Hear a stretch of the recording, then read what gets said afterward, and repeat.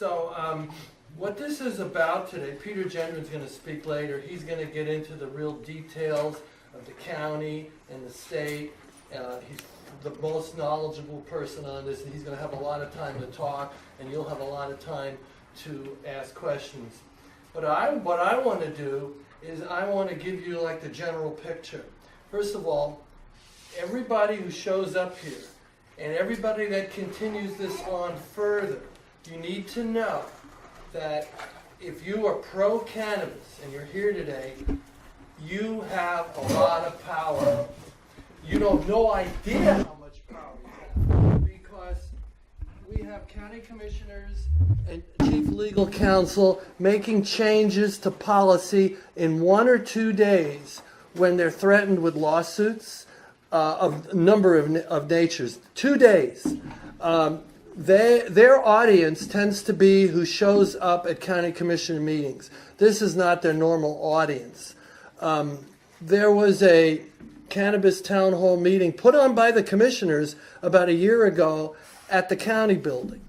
And 150 people showed up, and it was a very hostile meeting toward the commissioners and their policies. And now I want to get into why are we here today. The reason we're here today is because originally I rented the county building in Cave Junction, which is open to the public for $10 an hour, for $12.50 an hour. I pay $25. And here you go, come Thursday, 2 days ago, and pick up your key. Within 1 hour of me paying the $25, Glenda from the building's operations, whatever she's called me up. You cannot rent this building. I said, why not? Because by order of the county commissioners, this is a cannabis-themed event, and they prohibit it. And then I thought back to Chris Hall, who is the Cannabis Farmers Alliance, or whatever it's called, in Cave Junction, and he told me, you're not going to be able to rent that building. I said, why not? Because we tried to do it. No marijuana on premises, nothing sold, nothing. And they would not allow him to rent it. I didn't believe it. Well, it turned out he was right. So I took I said, well, I'll come back for my money. In the meantime, I started putting things on Facebook regarding constitutional violations. You cannot restrict a meeting on the basis of content. Okay? If you have Black Lives Matter, you got to have the KKK. That's just the way it works. But they did. And how did they do it? Because 2 weeks prior to my application, Dan DeYoung, Commissioner Dan DeYoung, met with a group of citizens, concerned citizens who are anti-cannabis at that very same building. He made the law. He showed up at the meeting. He had the meeting. Chris Hall was there as an invited guest. And yet, when I apply, no. So I went to the county, back to the building to get my $25. I said, please write on the receipt the reason for my denial, county commissioner policy. She refused. She was like the middleman. Very uncomfortable, very uneasy. I said, you won't write out the reason for you returning my money? So I went to chief legal counsel. I went to the secretary. I said, could you please write the reason on the receipt? Oh, we have something else for you. They have the new policy. The new policy is cannabis-themed events can occur, but no cannabis can be on the property. I said, well, that's fine. There's no cannabis consumed on this property or that property. That's not my intent. She says, and my cell phone was on the table much like this is. She goes, is this being taped? I said, no, I'm not going to break the law and tape you without your permission. Extremely uneasy people. So. I need you for a minute. I told you I needed to talk to you about the key. Okay, hold on. Let Peter take over.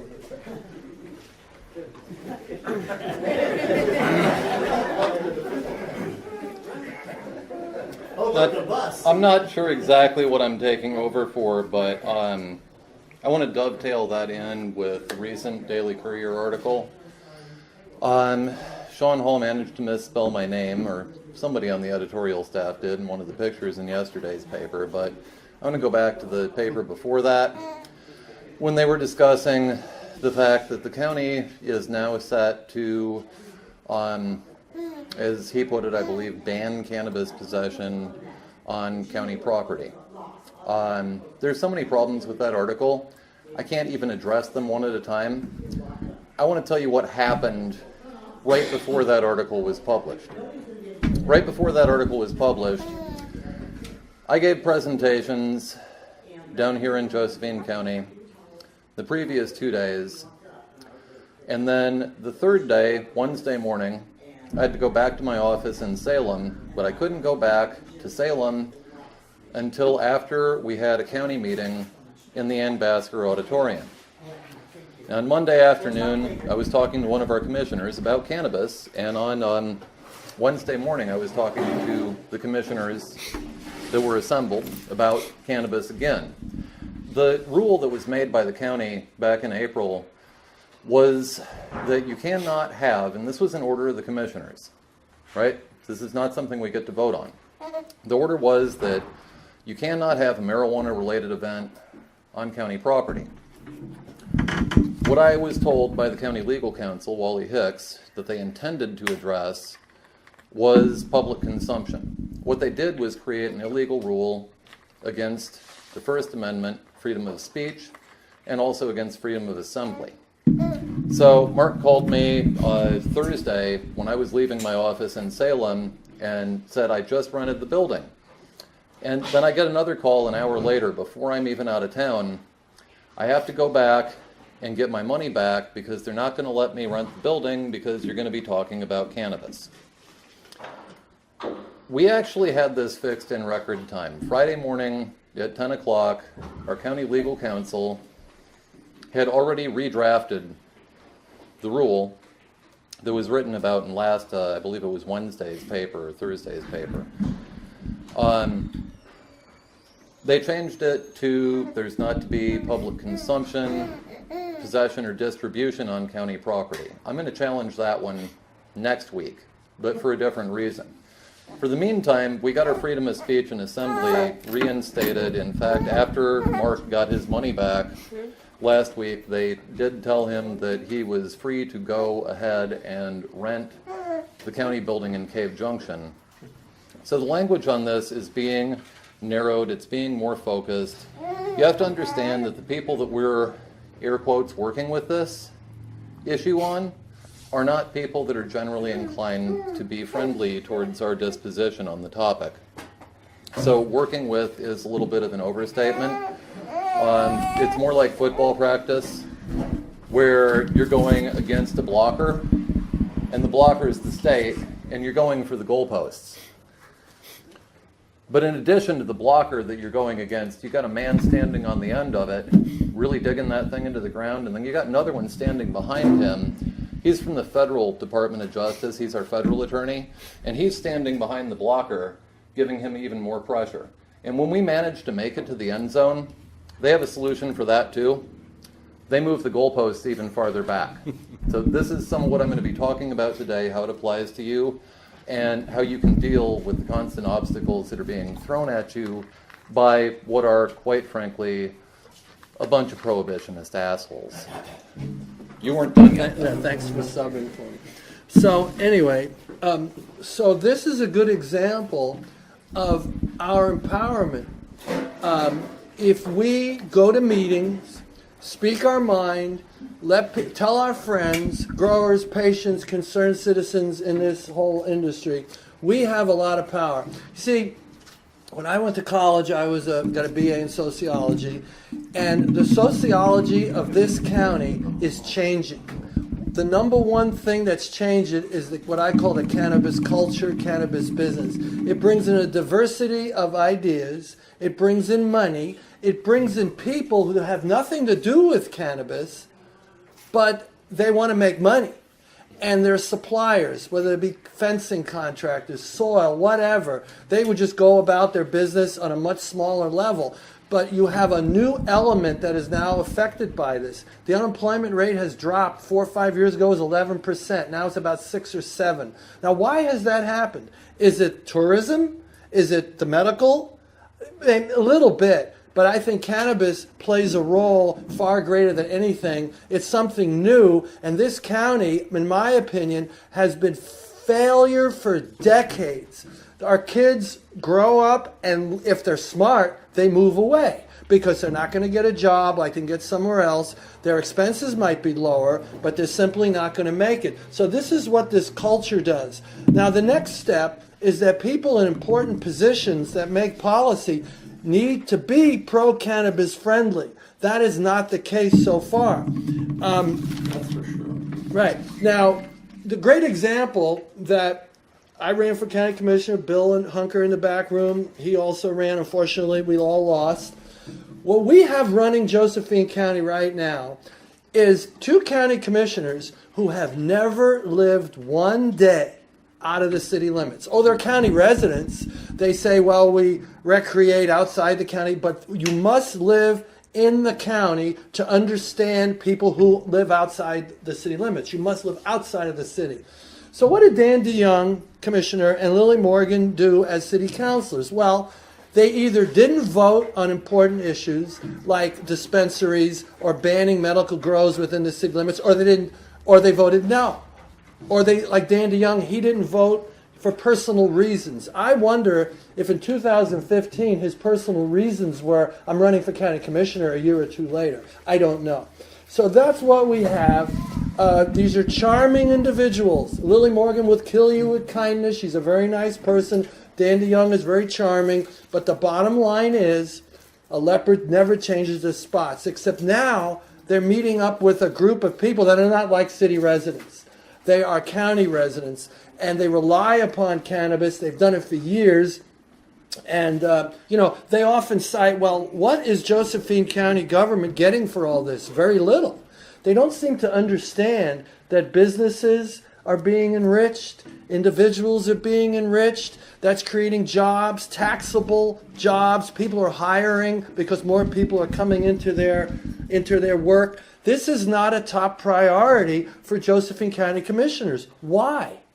Because they're not getting the money? And when they had the opportunity to get the money in the city of Grants Pass, guess what? They banned it so they couldn't get the tax money. And they didn't put it on the ballot. So they lost a year of, I guess, whatever, 17%. With the 3% is what they could have gotten. That's a lot of money that they lost. So, the other element here is that do not think for 1 minute that these tax levies that have passed, especially the property tax levy, some way, somehow, that finds it frees up money in other departments, and eventually, guess where it can wind up? If they want to crack down on this through their planning department, they could possibly in the future have the money to do that. So they're interrelated.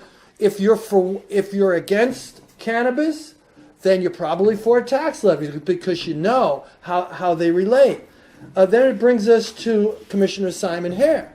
Commissioner Simon Hare did a cannabis/hemp venture with Lily Morgan, with Cheryl Walker. That's where the deer supposedly ate the crop. Well, if you want to believe that, fine. But is it not a conflict of interest? That particular property sits on exclusive farmland. If recreational growing on RR5 is eliminated or greatly reduced, wouldn't you think somebody that has an exclusive farmland, it makes their property more valuable, it lessens the supply? Correct? Yeah. Now, when we had that meeting in Cave Junction last year, Julie Smeltzer, who's the community planning director, she was there. And the goal was not to reduce medical growing on RR5. Cheryl Walker said, well, if it's more than personal consumption, and it is for more than personal consumption, if you grow for someone else, she wanted to stop it. After that meeting, she realized she really couldn't. But Julie Smeltzer, the planning director at that time, said, people like me who are saying that kind of thing, we're all liars, and we're spewing garbage. And now you see that top cheerleader for this isn't even the county commissioners. It's Julie Smeltzer who wants to, but they are her boss, and eventually they have to listen to her. They have to listen. She has to listen to them.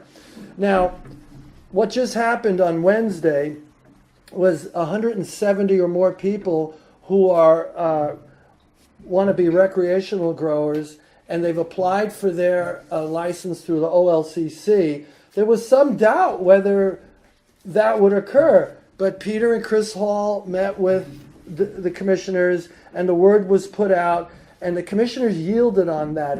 It appears. So now, if your application is in process, and you've bought property, and you put up greenhouses, and you've started the whole thing, and you're getting ready to go, you're not going to lose your investment necessarily. I hinge everything I say because I don't trust these guys. But it appears it's for the better. Why did they yield? They yield because of the threat of lawsuits. When you meet a bully, and that's what they are, they're a politically correct bully. When you meet somebody like that, this is what they understand. The lawsuits. The other thing they understand is they realize that if they eliminated the amount of growers in Josephine County, legal growers, okay, whether it be medical and you're above 12 plants and you're on RR5, or whether you're a rec grower on RR5, if they eliminate that, yes, there'll be less growers. But I predict there will be more unregulated / black market growers. If that was to occur, you better believe that the Cole Memorandum, which basically says the states should be left alone as long as they police themselves. Well, they've already raided illegal grows in Selma and one in a couple in Jackson County. One would think there would be more illegal grows. And I said to Dan DeYoung, do you want to preside over a county that now is known for the cannabis it grows per capita being highest than anybody in the state, but do you also want to be known for a county that is besieged by federal crackdown? He thought about that one, and he doesn't want that. But that's what I mean. These people never supported it. I used to live in the wine country. They support, come to the wine country, Napa, Sonoma County. Come here, enjoy the wine country, go on the wine tour. And this is what elected officials say. Why can't they do that in Josephine County? Some people say, well, maybe the growers should participate and show good faith to the community and put out money for them. And I say, why? Let the county show by its policies that they want this industry. Then maybe, that would happen. Now, the bottom line on all this is, we have to be growers, patients, whatever. We have to be good neighbors. We should be good neighbors whether we're growing cannabis or not. The amount of complaints that there are is less than 10% of the 2,800 medical growers.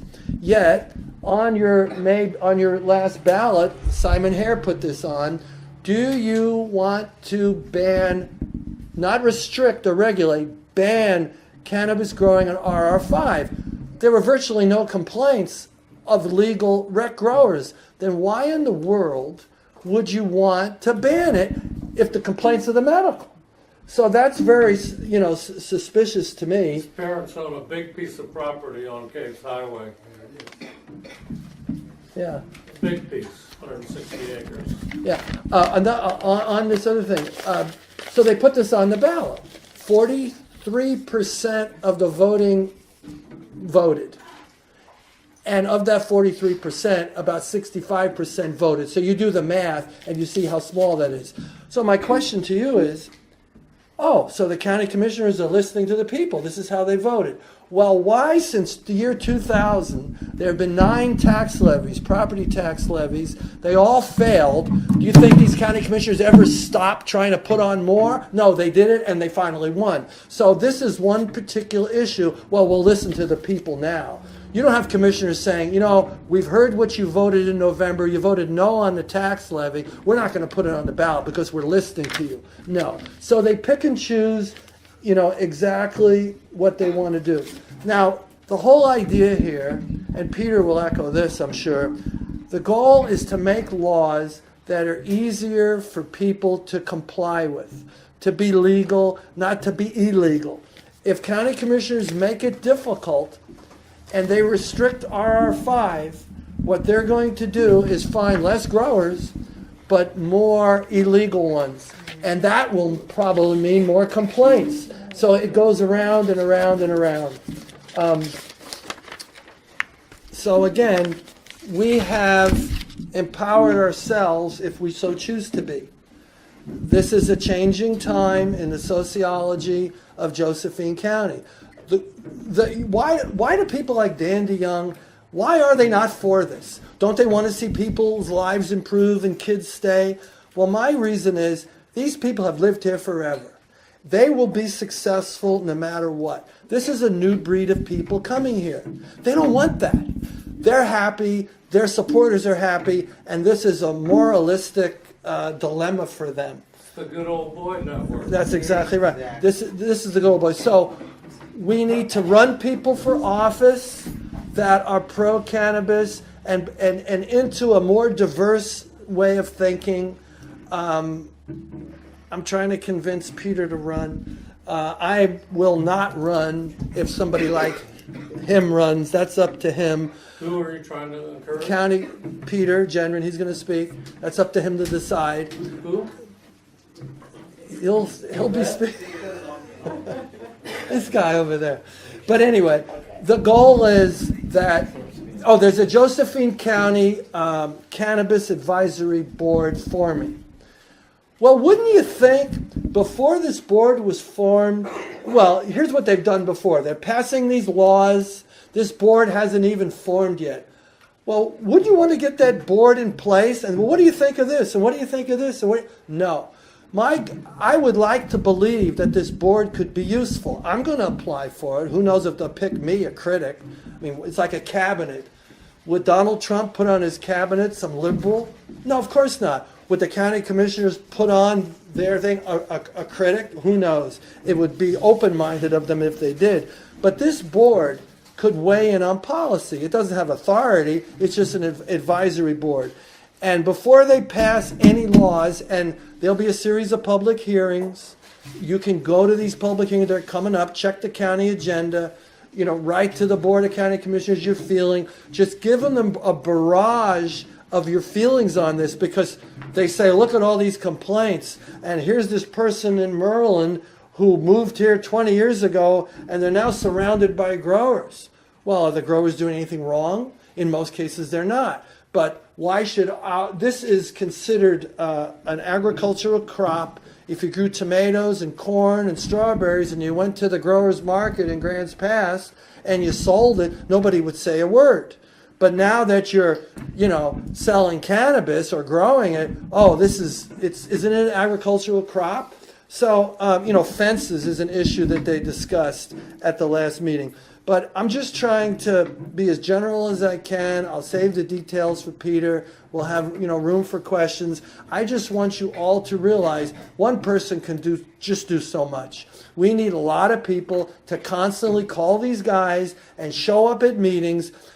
I ran a flyer back several months ago asking to removal of Julie Smeltzer as the planning director. There are 100 people signed this thing. I handed it to the commissioners. Well, how many complaints do you have for marijuana? A couple hundred, supposedly? Well, you're acting on that. Well, you're not acting on what the citizens want here, but it's 100. Oh, they think you're doing a great job. So what we have going on here is what I really believe, although they're trying to be very politically correct on it, this is a group of prohibitionist commissioners. Until they come out wanting to advance this industry and realizing that the complaints are minimal, I just can't have the respect for them that they would like. So at this point, I'll take some questions and then We we'll have let a Peter. representative from Carl Wilson's office. Perhaps she'd like to say something. No, actually, I'm just here to listen. But Okay. thank you, Tom. Hmm? Thank you, Tom, but I'm here to listen. If you have any questions for me, fine, and then we'll let Peter get up or later. I had a question. You mentioned Dan DeYoung and Julie Smeltzer. I think there was another person that you listed as a part of that group that is. Well, the three county commissioners, Morgan, Hare, and DeYoung, and Julie Smeltzer is the planning director. Morgan. Simon Hare, Lily Morgan, and Dan DeYoung. Those are your three county commissioners. The question was about who were partners. Now Cheryl Oh, whose partners? Oh, the partners were Simon Hare and Cheryl Walker, the ex-commissioner. We had to have one. Yeah, they have formed the guy, E number one, not like here. Now, I have a question. Are they just growing CBD or Big hemp? deer, really big. Well, Are they that's growing debatable. medical? They Are grew growing medical? Are they the- pushing more for medical or for rec? what they grew last year was hemp, but the hemp came in when it tested. It was hot hemp. It came in above the limit that could be sold. Which is above 3%. Right, and then the deer ate the crop. 3/10 of It's 3/10%. Yeah, right. Now, what are they doing now? They're still doing something, but it's on exclusive farmland. Now, have you looked on the county page on what the regulations are that they're saying for growers? Have you read their page? The things I've seen is they're wanting permits, and they're pretty spendy, for greenhouses. Right. You can't be living on it, you have to get porta potties. It's all about tax. It is, but I'm wondering if it's not just recreational, if it's also medical. Because I'm not getting a defining line. When I read the paperwork, it's telling me basically that I have to put out a whole bunch of money to be able to grow my medical. It's not differentiating at all. These are questions for Peter. Go ahead. So this is about when I should grab this, and should probably actually do an introduction here. For those of you who aren't familiar with me, the work that I do, I actually have a normal name. It's Peter Gendron. It's about as boring as the day can be. Most of the time, the Daily Courier spells it right, although they failed to do that under my photo in the last article. They did manage to get it right in the article. Speak up, please. I'm deaf as a post. So, at the state level, no kidding, I make them call me Pioneer Pete. I adopted that a few years back because this industry is so personality driven, and because of the fact that people really need to own this topic. We need to own the language. We need to hold the leadership in our hands and in our hearts. The company that I started is Omnibudsman Enterprises. I started it as a cannabis development company. A lot of people go, oh, so you're a consultant. Yeah, that's right, in a sense. Here's the difference, though. I gave a couple of presentations 2 weeks ago here in Josephine County, one in Grants Pass, one right across the street at the Smoking Duck in Selma, for a cannabis group that seeks to network cannabis business owners, people that are interested in the cannabis business and industry. And I gave those presentations because the lawyer from Portland that was scheduled to give them, a friend of mine, Ann works for, well, it's one of the founders of 7 Point Law, wasn't able to make it. So I got the invitation to make those presentations. The reason for this is because I've got a lot of background on the legal and political side. Early disclaimer, I'm not an attorney. According to the state legislature, I cannot interpret law because I'm not a member of the State Bar Association, okay? The flip side of that is, according to the Ethics Commission, they have a hard time accusing me of interpreting laws that I've helped to write. So I served on the Licensing, Compliance, and Enforcement Committee for the Oregon Liquor Control Commission, helping to establish a lot of these rules. I've served by appointment of the governor on the Senate Bill 844 Implementation Task Force, where we developed more new rules, and we had a half a dozen pages or so of language in that bill, and by the time we were done with our recommendations, it stretched nearly 30 pages. Some of that is now coming to fruition in the form of things like the Oregon Cannabis Commission under the just passed and about to be signed by the governor, it's not yet law, House Bill 2198. I've been an advisor to the state legislature for the last several years on matters pertaining to cannabis. I've done beta testing for a major international company on CO2 systems. I teach classes to the Oregon Building Officials Association.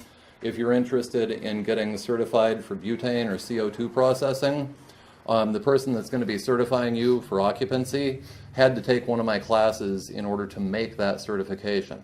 So I'm speaking from a background that is very involved in this. We started doing CBD processing during the dark ages of the drug war before anybody else was even looking at CBDs as a primary therapy. There wasn't an internet back then, and we didn't have access to a lot of resources. Now the information that I can bring to my clients, represented by Omnibudsman Enterprises, is information that what you're going to hear today, my clients got 4 or 5 weeks ago. This is one of the reasons that the service I provide is of a high value. You need a lawyer if you need to sue somebody. You need a lawyer if you're being sued by somebody. The difference between my approach and the approach of the attorneys, and I'll pick on one of my friends here, Leland Berger, is an exceptional attorney. If you need a law firm directed cannabis consultant, OC Cubed, great company, great guy. Difference between Lee's approach and my approach. He spent the last 25 years doing cannabis criminal defense. I spent the last 25 years not needing his services. Amen to that. So Lee can do a certain amount for you when it comes to the legal side. He can help you with your paperwork. He can help establish the structure that your garden is under in the OLCC system, which is something we're going to be talking about because whether you like it or not, we're all going to be in it in the next few months. I provide services beyond that. I can do pre-site inspections. I can do site visits that ensure that you can have your compliance officer go through and in 15 minutes check all the appropriate boxes and sign off on the bottom line. I can help you procure material for your facility, and I can help you find appropriate, safe, and legal lines of distribution. These are services that attorneys as consultants simply don't provide. Omnibudsman Enterprises is a deliberate play on words. A state ombudsman is a person who acts in the employment of the state as the interface between the state and a regulated industry. This could be anything from health care or health insurance to the power company to children's advocacy and foster care. The state of Oregon has an ombudsman for almost everything. We don't have an ombudsman for cannabis. Instead, we have a drug czar sitting in the governor's office. So what Omnibudsman Enterprises is designed to do in a private capacity is provide an interface between you and the regulatory authorities that ultimately literally hold your life in their hand and can crush you without thinking about it if you're out of compliance. This is a state of governance that has gotten out of hand. But that's not what I'm here to talk about today. And I don't do national politics and I don't do personal politics. We will discuss the county and what the commissioners are doing as a whole. But I'm not here to attack anybody. I'm not here to defend anybody. And I'm not here to be an apologist for the state or federal government. I'm here to explain to you, because you're involved in the cannabis business and industry, how what is happening is going to affect you and what you have to do to stay on the right side of the law. So with that, we've had several major changes at the state level in the last few weeks here. May 30th, Governor Brown signed Senate Bill 1057. The reason was because on May 31st, there was a meeting scheduled with a federal attorney up at the State House in Salem, and they were going to be talking about how Oregon was implementing our laws and whether or not our implementation of these laws was in compliance with the 8 guidelines that were established in the Cole Memo. 1057 helped the governor's office and her drug czar, Jeff Rhodes, to establish to the federal attorney in that meeting that we were doing all that we could to comply with the Cole Memo and its primary points: keeping organized crime out of the situation, keeping our legal, licensed, regulated product in the state, keeping it out of the hands of children, 3 of the top tenets out of those 8 points of light. Minimizing violence, there are several other things in there, but what the federal government is looking at is whether or not we're able to adequately control the distribution of our produce, the cannabis crops that we make, and this goes beyond medical. Under the OMMP, it goes beyond adult use. I don't call it recreational. It's adult use under the OLCC. And I'm not talking about illegals. We don't have any sick birds in this room. And if you say black market again, I'm calling you a racist. There are 2 markets out there. Now, I've given this presentation at the Oregon Marijuana Business Conference up in Portland as well. One of the attorneys that was presenting with me had been warned, you don't use that term. He used it on stage, and I called him a racist in front of 700 people. We're dealing with two markets here. Neither of them has a color. It's a regulated market, and it's an open market. If you're in the open market, you're not under the regulatory system, you're not in the OMP, you're not in the OLCC, and you're not a part of the hemp program. You're in an open market that is unregulated.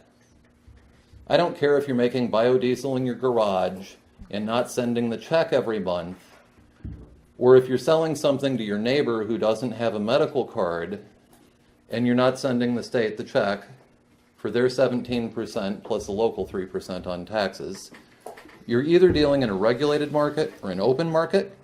You're either dealing with the medical market or the adult use market. That's the way this runs in Oregon.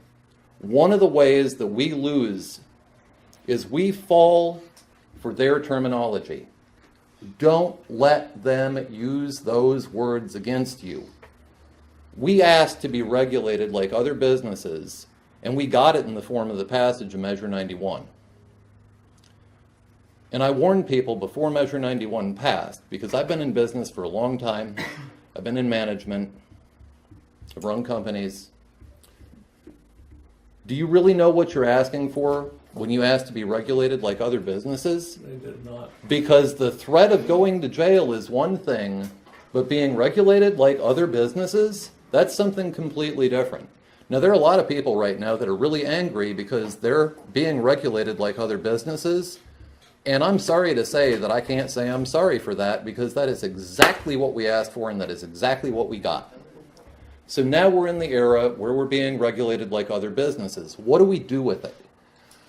We don't have a lot of choice in this, unfortunately. The state has taken it out of our hands.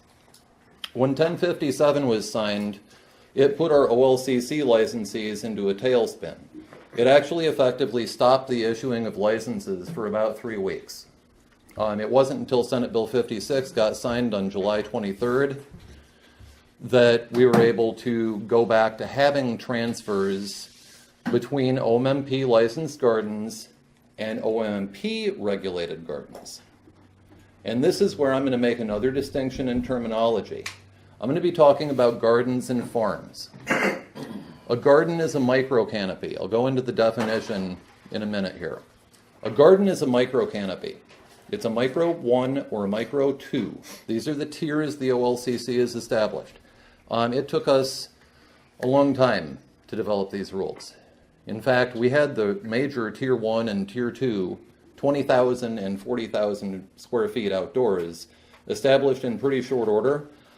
But establishing the micro tiers was harder. I'm not really going to go into that today, but you have to understand that there's an application for both of these sets of rules and requirements. The Tier 1 and Tier 2 gardens are designed for water rights. They're designed for farmlands. They're designed for resource lands. They are properly regarded as farming. The micro canopies, 2,500 and 5,000 square feet outdoors is the language we're dealing with right now.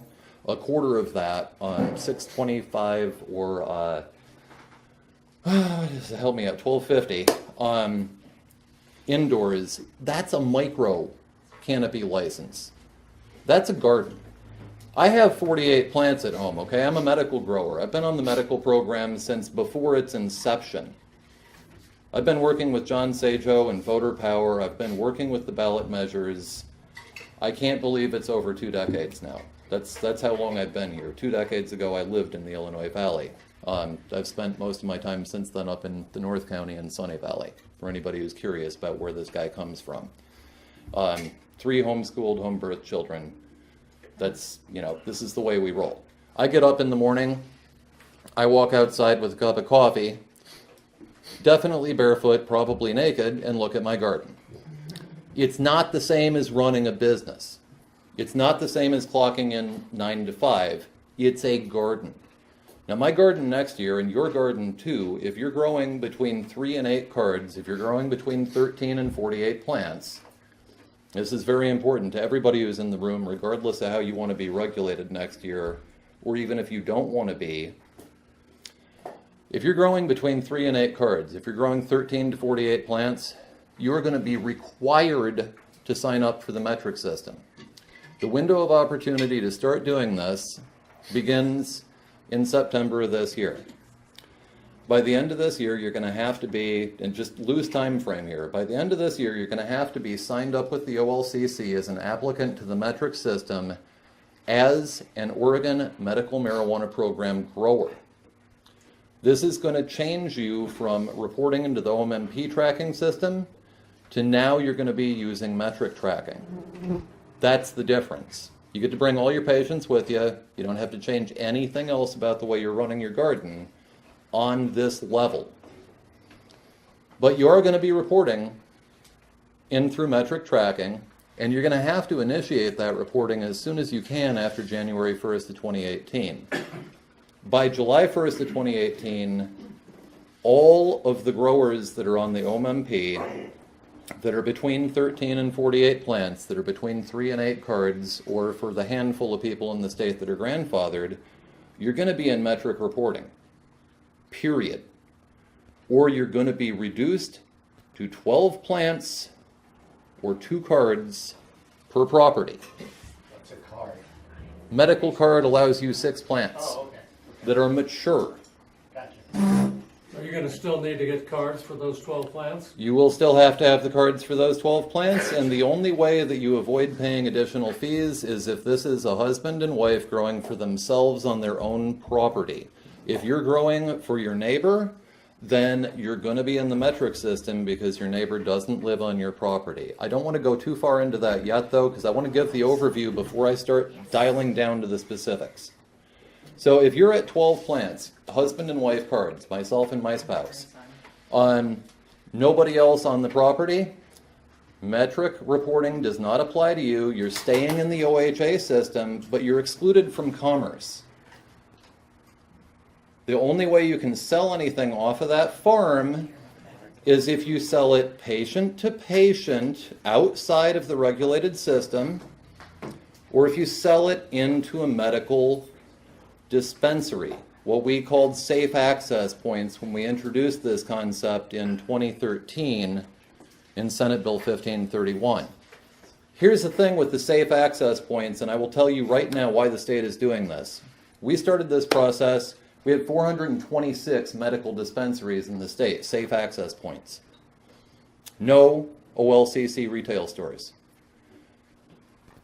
This week we have 457 OLCC retail stores. We're down to 24 medical dispensaries or safe access points in this state. Out of those, half of them are vertically integrated. That means they grow, process, do secondary processing, finishing work, and retail all within a vertical chain. They don't bring anything in from me or you or any other medical grower. They're vertically integrated. So 12 of the 24 remaining stores aren't interested in your produce. The other 12 are scattered across the state. Klamath County, there's 6 of them actually up in the Tri-County region, the Portland metro area. 6 out of 200 stores are medical up there. That's what you have left for a market. There's one on the coast. They're shutting down next month. There's a couple in eastern Oregon that primarily sell to people in Idaho. You probably don't want to be in that market right now, considering what the feds are looking at. You don't necessarily want to have your name on their balance sheets, because we know that those 600 people that are coming over from Idaho every week are not actually consuming what they're being sold in Oregon. This gets into a Commerce Clause issue that I might address later if we have time. So what the state has done for you is they've given you a mandate. You will report into metric if you have 13 to 48 plants. You will report into metric if you have 3 to 8 cards. You will report into metric if you're growing for somebody who doesn't live on your property. But it comes with a bonus. You can keep what you're doing up for now in 2018. And with the metric reporting, you get to sell 20 pounds into an OLCC wholesaler or processor per year. So there's a lot of stick there, but there's a little carrot in the sense that you can now provide 20 pounds as a medical grower into a market that you were previously excluded from access for. A very little carrot. It's a little carrot, and here's the other half of it. So we're all going to be stuck in metric, like it or not. You got to start signing up in September, and you've got to finish the process by the start of the year and implement it as quickly as possible in order to be allowed to put 20 pounds into commerce in 2018. None of this year's harvest is going into the OLCC wholesale or processing system until January 1st of 2018, and no, you can't sell directly to retailers. You have to sell to a processor or a wholesaler. And I'll come back to the wholesale thing too, because we did something really cool on the last day of the session that you'll About appreciate. paying taxes and all this. I'm going to come to that in a minute too, because taxes are an issue. They're an especially big issue for OLCC licensed Tier 1 and Tier 2 grows, because those are businesses that are required to be regulated by the Secretary of State. They have to be stated, certified, documented, real, actual entities in Oregon, the way that Oregon regards an entity. So you'll get to sell, beginning January 1st of 2018, compliant with your metric reporting guidelines, 20 pounds of your medical produce into the OLCC system next year. The state did something else with the stick here. They put a fork in it. If you want to sign up for a micro canopy, a micro tier, they've made it about as easy as humanly possible. The fees are reduced. They're codified in Senate Bill 5545, which passed on the last day of the legislative session. Micro 1, 2,500 square feet outdoors is what it looks like this license is going to be, $1,000 a year. Way cheaper than the $4,000 a year macro 1 entry level, right? 1/4 of the price. It's less than 1/4 of the size, but it gets you into that system, and instead of selling 20 pounds when you sign up for a micro 1, you can now sell everything instead of being limited at micro 1. The state is relying on this additional sales incentive to get 98% of participating growers into the micro tier system next year. So let's say you're a garden like mine. You give a plant 10 feet by 10 feet, because we're going on numbers under the OMMP, right? So 10 by 10 for a plant is 100 square feet. You multiply that by 48, and then you're at 4,800 square feet. Well, Micro 2 for $2,000 is a 4,800 square foot license. I'm not here to sell this to you for the OLCC. They're not paying me, okay? I'm telling you this is the way that regulation looks. This is how you're going to stay on the right side of the law and be able to make the most money. If you're a really good grower, you can get a really good yield out of 5,000 square feet, and you're not going to be limited by plant counts anymore when you sign up for the Micro 2 licenses. One of the requirements for me for Omnibudsman Enterprises, if you're signing up as a producer client of mine, and I have a couple of law firms that have signed up among other things, I'm in charge of quite a few Tier 2 licenses, you don't get to sign up for my services unless you bring medical patients with you. We also provided a canopy bump up. It can be up to several thousand square feet depending on which tier you're at. But this canopy bump up that we provided allows you to bring medical patients with you, requires you to give 75% of the additional canopy space back to your medical patients. Yes, it has to be documented in metric, but you can sell the entire rest of your production, including 25% of the bump up space, for cost recovery for what you're providing to the medical patients for free. This is in advance of what we anticipate in the next 1 to 2 years is the state taking over low-income distribution for our truly neediest patients. I understand everybody is very unhappy about the fact that the medical program as we knew it no longer exists. But when it comes specifically to taking care of the patients, it took almost 2 years to put these provisions into place for the State Department of Justice to be able to look at me and go, okay, Pete, if you give the medicine to the patients and fill out this form, you can give away as much as you want to. This is huge.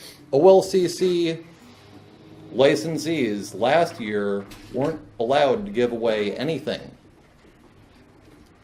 especially not to patients, because the OLCC producers were in an exclusively taxed system. Some of the pieces for this were in place before the passage of Measure 91. It's not entirely Anthony Johnson's fault, as much as it would be easy to blame it on a single person. The state government was already looking at the way we handle our medical production and looking at ways to contain our production, because we've got an issue here with the federal laws and the Commerce Clause. And the state was very concerned about the feds giving us, as Mark alluded to earlier, undue interest because of the fact that we're, quite frankly, so darn good at what we do. You all owe yourselves a pat on the back for that. We produce the best and everybody recognizes it. This is what the state is doing to make sure that it goes into a legal, regulated marketplace. Not the open market. Not to some sick birds. We don't have interstate commerce yet. That's coming. We also now, well, we will next week when Governor Brown sends House Bill 2198 back to us with a signature so it can be engrossed into law. We'll have the establishment of the Oregon Cannabis Commission. We're dissolving the Advisory Committee on Medical Marijuana. And I'm going to tell you now why I'm not particularly apologetic about this transition. I don't want the OLCC down my neck any more than anybody else does. I have been the person to put myself on the front page of the paper and on the radio and what have you, to go to these meetings, to sit on these committees. I put myself and my family in jeopardy. And you all have had the good sense to do what I've been told to do any number of times at the State House, which is go back to your woods and mind your own business. Except for I didn't follow instructions really good. So you're now being forced with a decision that I made a few years ago. If you want to grow more than 12 plants, if you want to participate in commerce, this is what the system looks like to give you the legal ability, the completely legal ability to participate in commerce. It means you're going to have to do a couple things. You're going to have to register your business, your farm name, with the Secretary of State. If you're not already familiar with keeping books, yes, you're going to have to hire an accountant. It means that your employees are going to have marijuana handlers permits, or they're not going to be able to be on the payroll, and they're not going to be able to handle your cannabis product. It means you're probably going to hire a trimming company or a crew to come in that uses mechanized equipment to speed up your harvest time and your processing time by 75%. It means some basic structural changes. But it does not mean that your patients are going to get left behind, and it does not mean that you're going to get left behind. It means that you're going to have an additional cost incurred to continue to participate in this business, and it really is no different than the additional costs incurred by most other businesses when they enter into the state structure.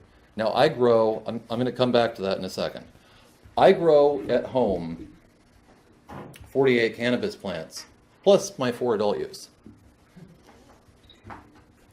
I also have 60 blueberry plants going, 80-something asparagus plants. We just planted another 40 the other day, so I think I'm up to like 120, 125 asparagus plants. I have lettuce growing, I have tomatoes, I have corn.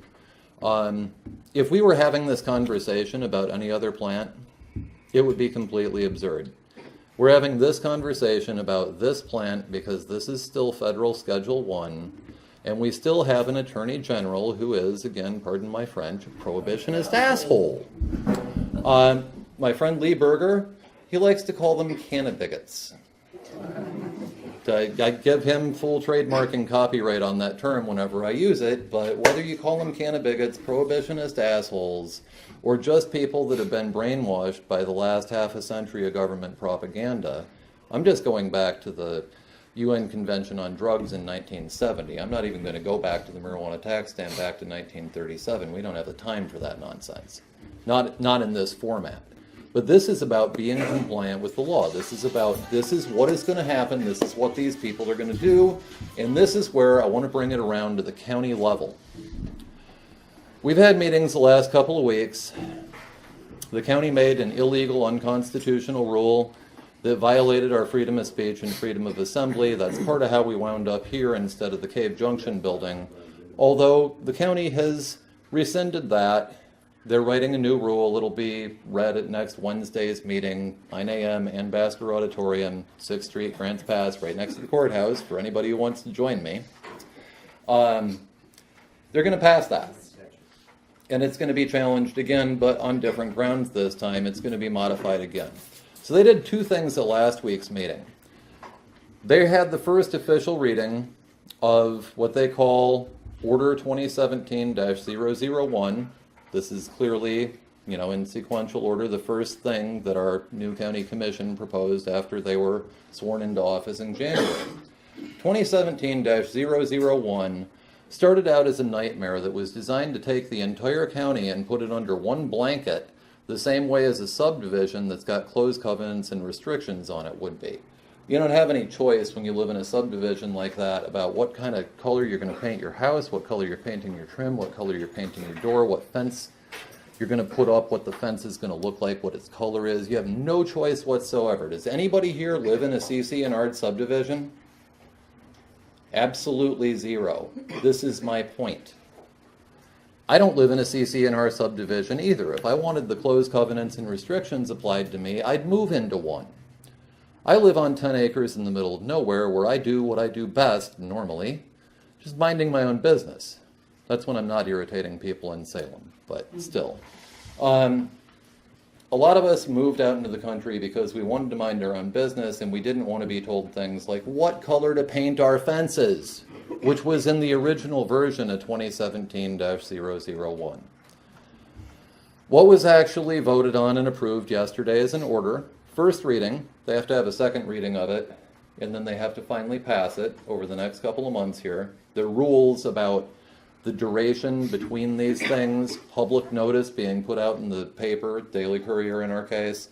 The version of 2017-001 that they actually passed is a very hollow version of the original bill that no longer treats the entire county like a CC&R subdivision, and also no longer treats the cannabis business and industry as an exception. The new wording applies uniformly to all developers and all contractors across the county, and they've stripped out over 90% of the language pertaining specifically to marijuana. By the time we're done with it, we don't really expect marijuana to be addressed in this order at all. This is another major victory. These things are incremental, and yes, I'm going to tell you, it's straight up still regulation. But it's regulation that's going to apply uniformly to you as a cannabis cultivator or to somebody else as just a general developer. Some of this also came up last week in 2017-034. Another new ordinance, and this ordinance was designed specifically so that the county would stop issuing land use compatibility statements for people transitioning from the OMMP to the OLCC. They'd stop processing land use compatibility statements, and this applies to everybody on RR properties, so whether you're RR1, RR 2.5, rural residential 5, anything that's not a resource property, anything that's not exclusive farm use or a forest resource, this would apply to. They wanted to stop issuing land use compatibility statements. They wanted to stop processing them.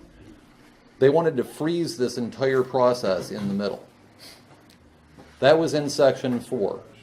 They took out Section 4. They changed Section 5 and they changed the title.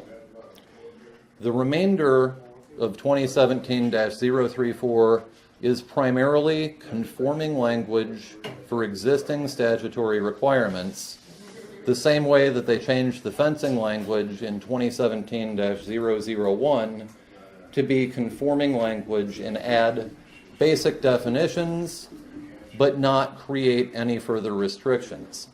This doesn't mean the county is done yet. In fact, I can guarantee you they're not. So I'm going to kind of correct a couple of Mark's statistics here without doing it directly in the next few statements. One of the things that the commissioners have been saying, the planning department's been saying, 2/3 majority on passing Measure 17.81. A lot of you don't know what that is because only 46.5% of our county's eligible voters bothered to show up and vote in May. Measure 17.81 was an advisory question. The question was, in your opinion, should Josephine County ban commercial cannabis production on all rural residential lands within the county?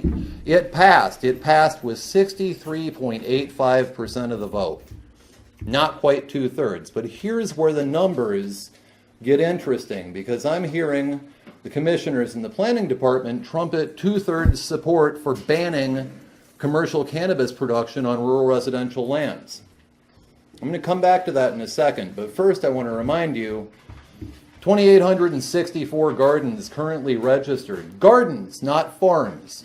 Gardens registered in Josephine County. 90% of them are on rural residential land. We've been producing for the medical program for almost 20 years. And because of 300 complaints over the last 2 years, half of them duplicate complaints from the same person about the same situation, we got this measure on the ballot. It passed. Well, it passed with 63.85% of the vote, with 46.5% of the people bothering to turn their ballots in. Everybody in this room is eligible to vote. So out of this room, half the people can leave the room right now, plus another 1 or 2 because you didn't bother to vote. So the county is taking this as a 2/3 mandate to stop all cannabis production for commercial purposes on rural residential land. This could theoretically include standalone medical gardens that are going to stay as medical gardens but be enrolled in metric tracking. These rules haven't been decided yet. Here's the rub. Take the 46.5% of voters that actually showed up. Now you're down to only 30% countywide support. The other 70% either voted against 17.81 or they didn't think it was important enough to show up to vote. Half of the county lives in Grants Pass. They're not even affected by this. My house is 15 miles outside of town, so is yours, so is yours, so is yours. Nobody in Grants Pass has any right to tell you what to do on your mountainside, on your end of the long draw in your valley.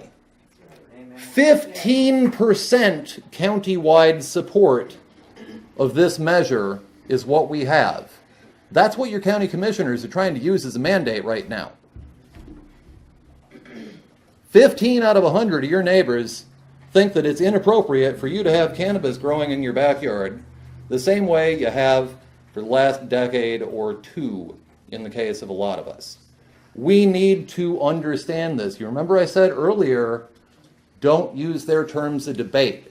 Don't let them sucker you into using their numbers, because you lose when you use their language, you lose. When you use their numbers, you lose. I turned Simon Hare's 2/3 majority into 15% of the rural population supports this bad idea in less than 3 minutes. Wow. So what do you do with this? Why am I telling you this? This applies at every one of these meetings. Sometimes I have less than 48 hours to get enough people into the Ann Basker Auditorium to make a compelling presence.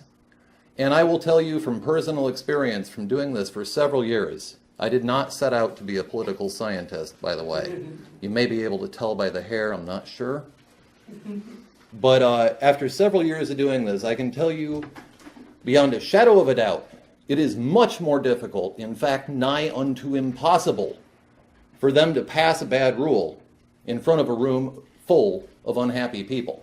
If that room is empty, they will pass bad rules all day long, just like they did when they illegally and unconstitutionally abridged our freedom of speech and assembly back in April.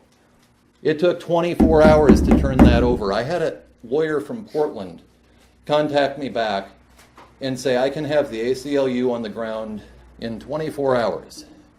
And I contacted her back at noon and I said, I will take a rain check on that, but thank you very much. I already fixed it. And she went, no way.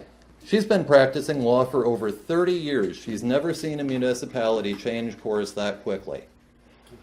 So here's where this all comes together for you as Josephine County cannabis and industry members. Whether you want to just continue providing for patients, whether you want expanded access to the market, whether you want to go to the OLCC's system or not, the state's already made it clear you're going to, unless you're going to curtail your production to less than 12 plants. But this thing I was just talking about was 17.034. They removed the language suspending land use compatibility statements. They're going to allow us to continue to go through that process. 170 some odd in process right now, and many more applicants in the queue. We may be looking at a situation in this county where they will ban the macro tiers, the conventional tier 1 and tier 2 licenses on rural residential property. And if they don't, they will add conditions to them that add $15,000 to $20,000 to your first year's startup expenses in order to get started growing. One of the differences here is the macro tiers are required to use agricultural water rights, which are difficult, although not impossible, to obtain on rural residential properties. There is such a thing as a non-EFU license for production that applies to RR5 properties in this county. This is a right to farm state. Cannabis is properly codified in Oregon law as a farm use crop. In 35 to 36 counties in Oregon, if you live on RR land, you're entitled to cultivate farm use crops. That is what the language is in law. We also refer to them as agricultural commodities, but the legal language is what I'm using here because that's what you have to apply when you're going down to the county and asking for a land use compatibility statement. What the county wants to do is shut down about 23 to 2,400 gardens in this county in favor of just a handful of farms. If we handle our approach with the county commissioners correctly and cite to them correctly that the state passed these laws with reasonable time, place, and manner restrictions attached, then what we may be looking at is a situation where we all become micro-canopy licensees in 2018 as the way to continue our small gardens of 13 to 48 plants on our own properties, bringing our patients with us, continuing to support the medical system, transitioning into an organizational structure that I might add is much more responsive than the Oregon Health Authority ever has been. And I'm going to kind of finish up with this and then open it up to questions. But you have to understand that one of the reasons that I'm not apologetic about the work that I've done is because I was sitting in the room when the head of the Oregon Health Authority was asked by the Joint Committee on Marijuana Regulation what they'd been doing with the Advisory Committee on Medical Marijuana's recommendations for the last 10 years. The head of the OHA's response was, the what? That's how responsive the health authority has been. That's how proactive, not the health authority, has been to administering this program since 1998. Dr. Kitzhaber, our previous governor, who was in charge of establishing this and getting it off the ground, and I a couple of years ago, I wouldn't have said this, and I'm telling you again, I don't do personal politics, but this is a historical fact. Dr. Kitzhaber has always been opposed. Yes, he is an actual medical doctor outside of being a governor. He's always been opposed to cannabis for medical purposes. He's always been opposed to cannabis research for medical purposes. We have people in this room that know damn well what I'm talking about and have helped out thousands of people while Dr. Kitzhaber refused to do anything for this program and, in fact, went out of his way to appoint people at the OHA and the OMMP that were specifically opposed to cannabis as medicine and have done everything to thwart the process for nearly 2 decades now. This is our chance to start out fresh.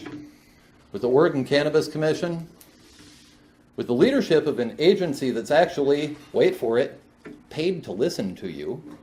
Now that's a freaking change.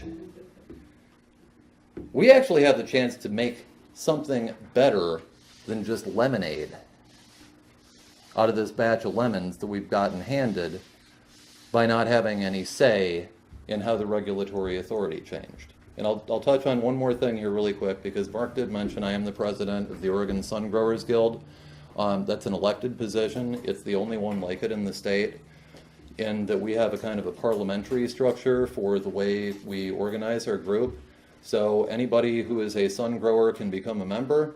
We also have business tiers of membership as well now, where we support businesses that support sun growers in our community.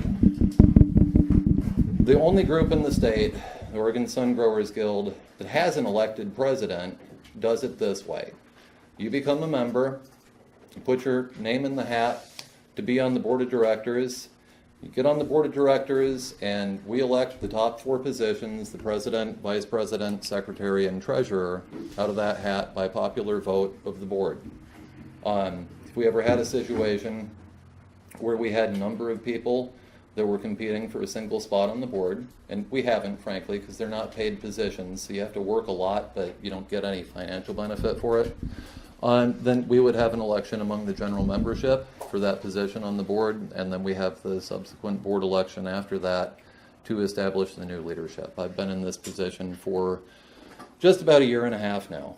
And one of the things that people will say, sometimes pretty angrily at me, is if you've got all this influence and you all do all this stuff at the state level, why is it that we lost residency? My favorite one, because I fought tooth and nail for residency, and I'll tell you exactly why we lost residency. I got outspent over 15-1. We had Dixie Elixirs, Privateer Holdings, and the Oregon Cannabis Association come in, cut $250,000 checks to the Democrats' Future PAC. Ginny Burdick and Ann Leininger, principal members, co-chairs the committee. That's how we lost residency. That's why we're in this pickle. So when I say that your business can benefit from Omnibudsman Enterprises expertise, I'm not kidding. And when I say that we need you to support the Guild if we're going to adequately represent you as sun growers and as patients, I'm not kidding, because what we lost to was straight up the dirty pool of super PAC politics getting outspent 15-1. We did our level best, but we didn't have enough support at the ground level in order to be able to do everything that you wanted us to do for you. So with that, very melodramatic and kind of anticlimactic ending, I'll open it up for questions. Thank you very much.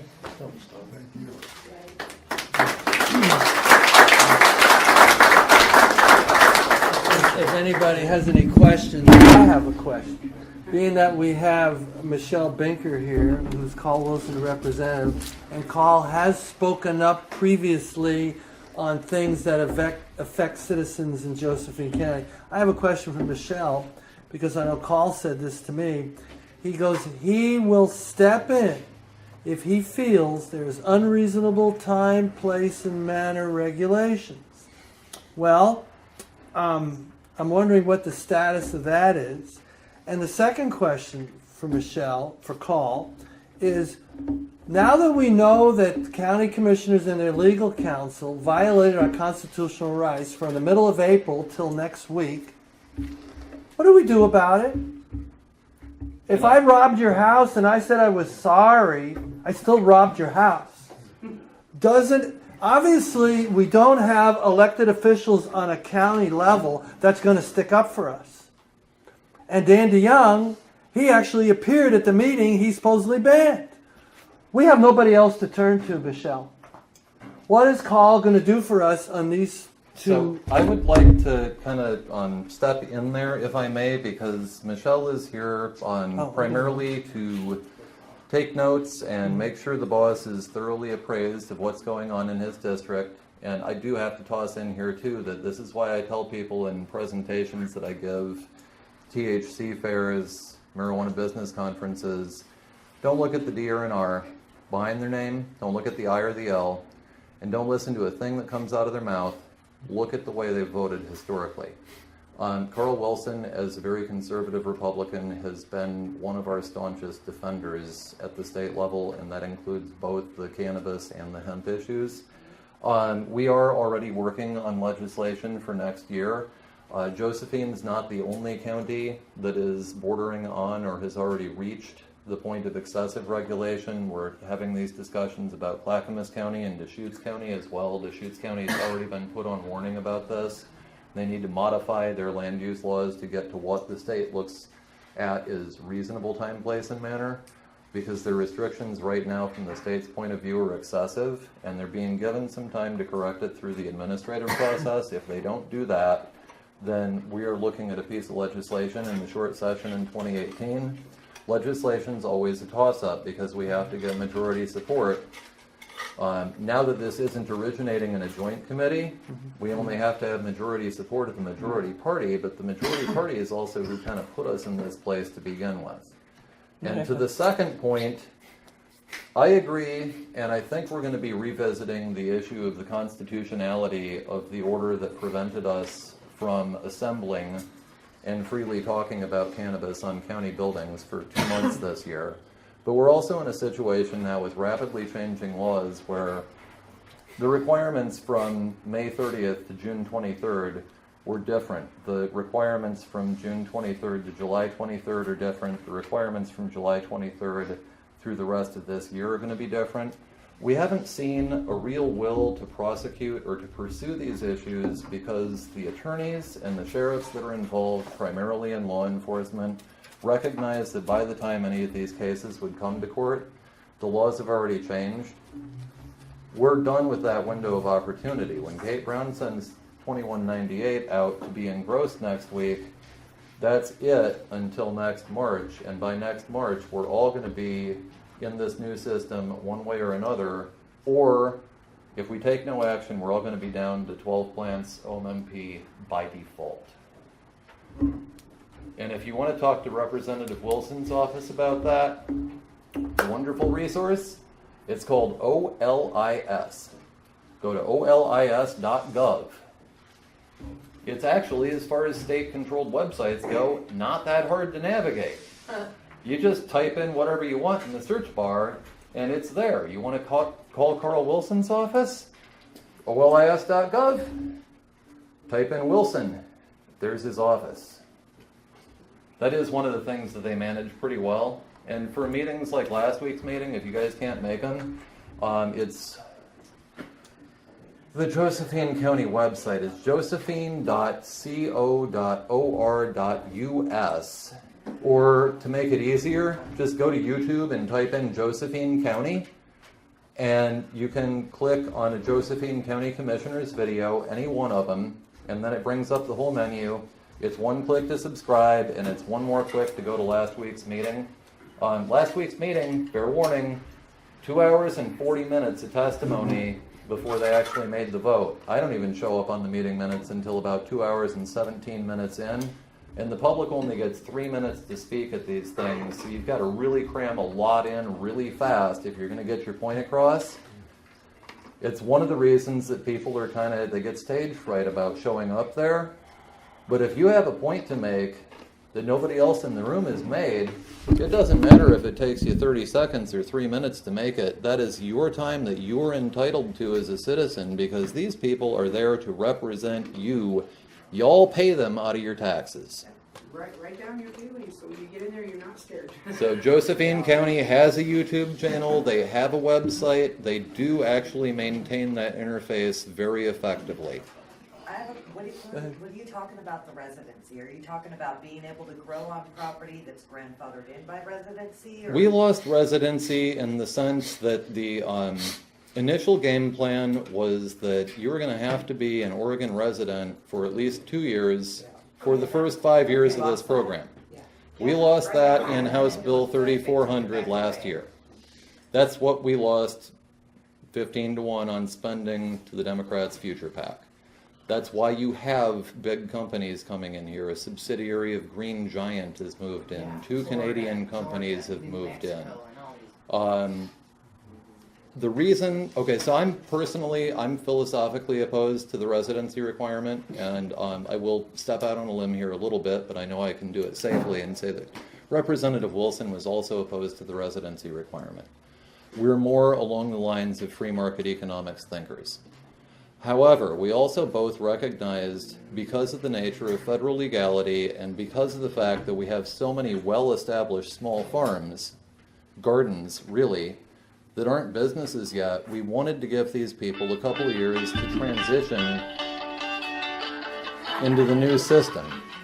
So we set up residency so that you had to be a 2-year Oregon resident for the first 5 years of this program.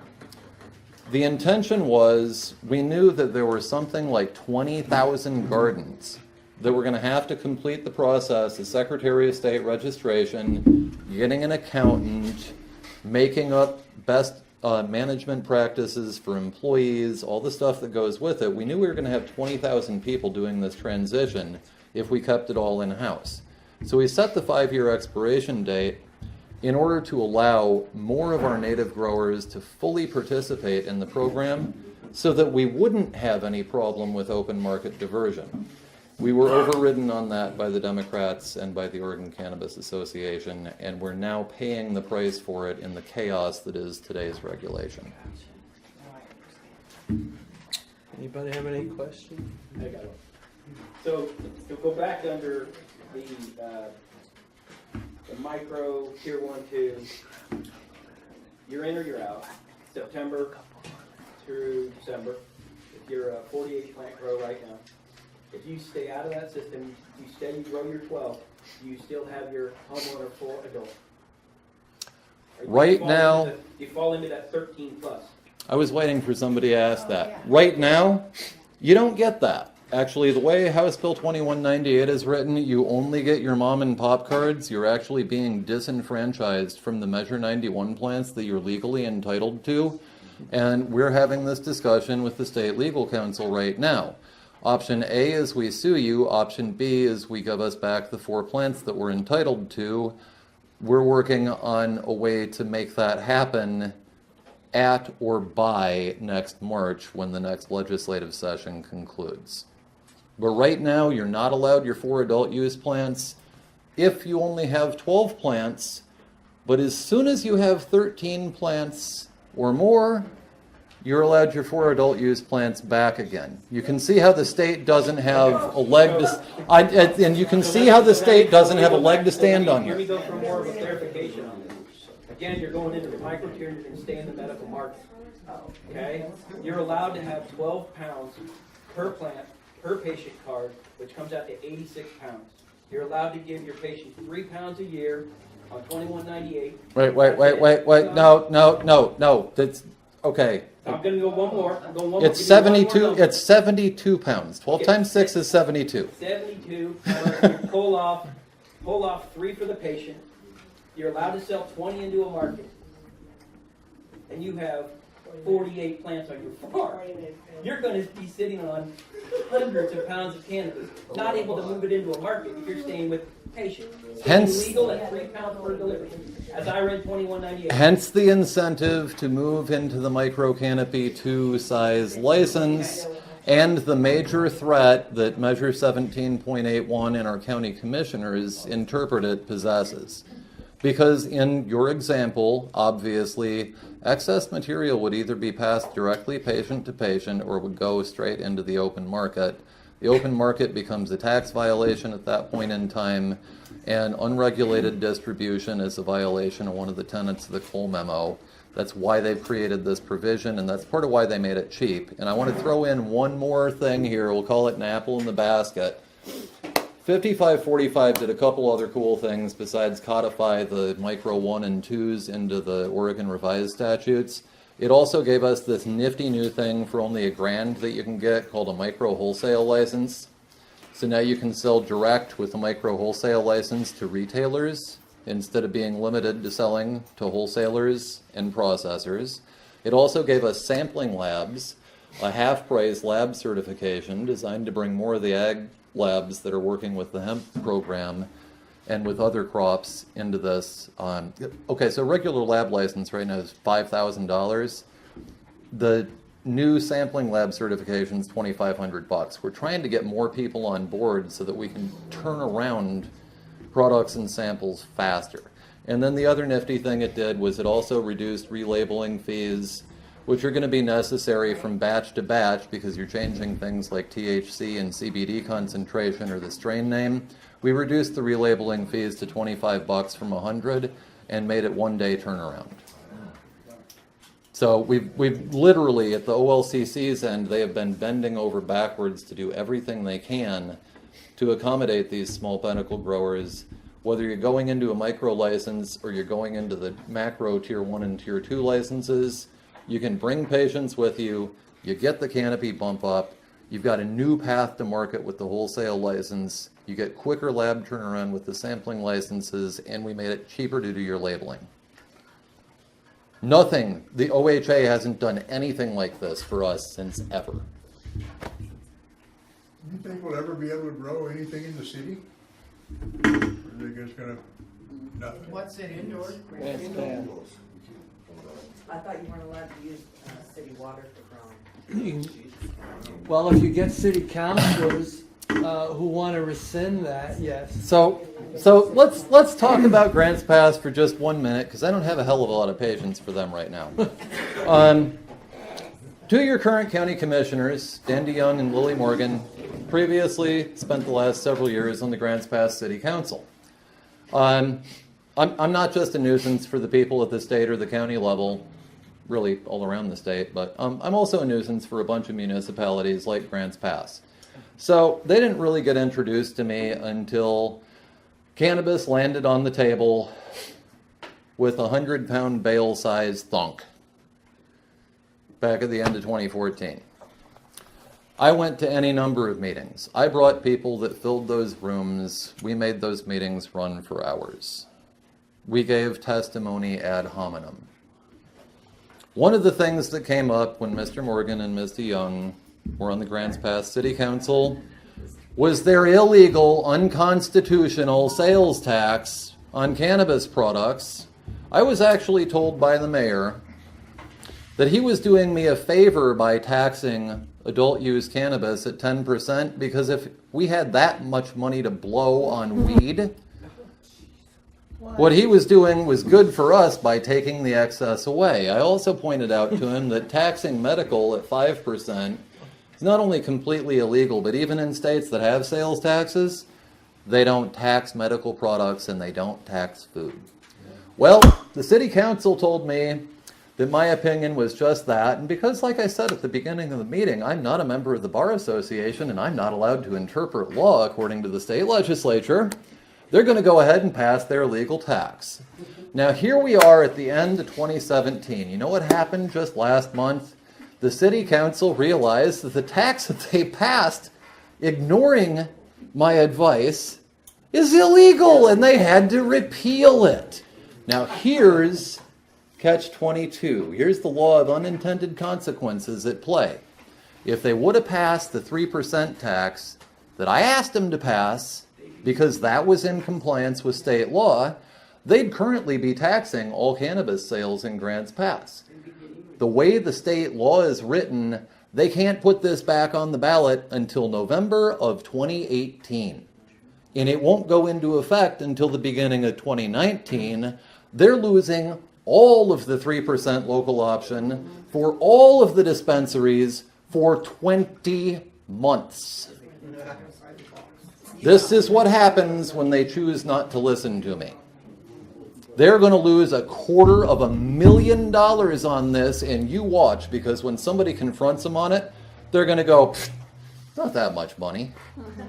If it was my $250,000, you bet they'd be hot to trot to get their hands on it.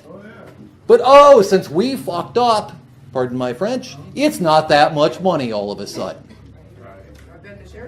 And I might add something. The mayor of Grants Pass who said that, the mayor is an electrical contractor. He has had numerous jobs where he installed indoor growing systems, yet he voted to ban it if that's not a conflict of interest, using your office for financial gain. I don't know what is. Voted to ban outdoor growing. Not Ban indoor. outdoor growing, but he's not indoor growing. That's okay. So that's the same person that Darren said this Feld. Chances are we'll about. never be able to grow What? legally outdoors. Well, if the city residents put a referendum out saying we want this, you can always have a referendum on an ordinance. If the city residents of Grants Pass are tired of government taxing them and regulating them, they will do something. But different than the county residents who take a different headspace on that, I mean, people in Grants Pass, they now have their sewer rates raised, and they're going to have a city tax levy, and they're paying a library and an animal shelter and a further property tax, but they can't grow. You know what I mean? Vacation rentals, you can't do it. So when my whole goal is wider than cannabis. It's like when you continually allow governments to tax you and regulate and just accept it, they will continue to do it. And as they do it, your liberties are minimized. Cannabis or anything else. So I've told these guys before, and I'll say it again. We get to a point where we're not talking about pot anymore. The discussion may be about an ordinance, in this case 17.81, or an order, in this case 2017-034, that specifically was designed to pertain to cannabis. It's not actually about cannabis at this point, though. It's about other issues. 17.81 passed because everybody who had a problem with a barking dog, everybody who had a problem with a fence, everybody who had a problem with a junk car in the yard, a violation of a CCNR in their subdivision, or a neighbor who was just an asshole, they're out there, okay? That's who voted for 17.81. That's the 63.85% of the 46.5% that bothered to show up. That's the 30% of the county that's got an issue. That's the 15% of the county that lives outside of the Grants Pass urban growth boundary. You got to remember, we're talking about over 11,000 square miles of land here. A landmass that's the size of a small state, Rhode Island. 15% of the people live on that entire landmass thought that this was an issue, but the county commissioners right now are trying to use that as a bludgeon to keep us from continuing to grow cannabis on rural residential land. Now, the Grants Pass City Council didn't consider their illegal tax to be a big deal when they passed it, because at that point in time, they didn't have any cannabis dispensaries, and what I was told again by members of the City Council at that point in time is that they didn't plan on having any cannabis dispensaries. Myself and my fellow dope fiends, just straight from the City Council to my ears. They didn't get it on tape, I wish, but me and my dope fiends have 11,500 square miles of the county to wreck our lives in. Never will that happen in Grants Pass. 6 months later, the citizens of Grants Pass decided that they knew better than their city council did and passed the law that allows dispensaries in Grants Pass now, and there's going to be more than a half a dozen of them before they can start collecting taxes. And do you know where that dope fiend comment came from?